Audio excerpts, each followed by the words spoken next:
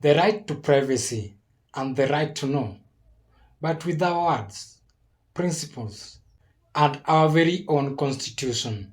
It is unseen daily tension between our very own fundamental rights, our right to privacy, and our right to know.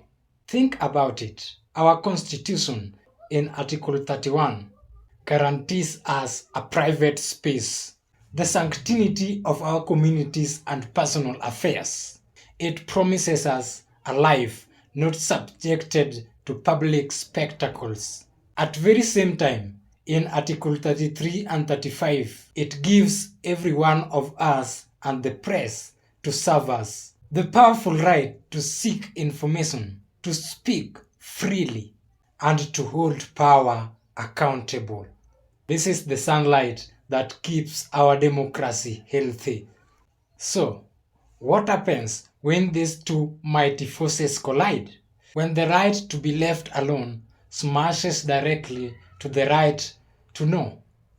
We don't need a fictional case to see this. We live it. Remember the unravel of Gundelberg and Anglo-Leasing scandal, when billions of public shillings vanished.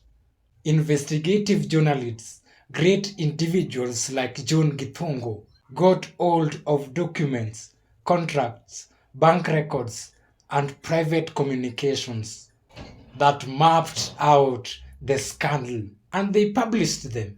Names were named, networks were exposed, and then the lawsuits came. Individuals whose financial worlds were suddenly on the front page cried foul. This is violation. They said, our privacy has been shattered. And the newspapers, they stood firm. They said no. When your private dealings involve the theft of public money meant for roads and hospitals, it is no longer just private. The public must know. This is very definition of public interest. And there you have it. The heart of fight. Privacy is not a hiding place for the guilty. It is a right of every Kenyan to a life of dignity, free from unwanted exposure. But at what point does a private act become a public concern? When it affects the public trust, the public good.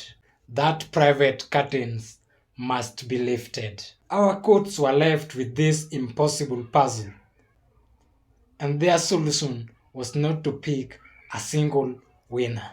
Instead, they gave us a balanced scale, a test we must now use for every such story. First, what is the information about? Is it true, intimate, family details, or it is about business with the state? Second, who is the person? A private citizen or someone who sought public office or influence? Third, and most critically, is this the public interest or just public curiosity? The first is protected. The second does not trump a person's privacy. This matter is far beyond courtrooms and newsrooms. It matters to us too. Here now, every time we share a post online, we are making a choice. Are we sharing in the public interest? This judgment calls us to higher standard. It tells journalists to be more rigorous. Yes, but it also tells every citizen to be more thoughtful. So, this is our new reality. We must fiercely protect the private space where dignity and individual life grow.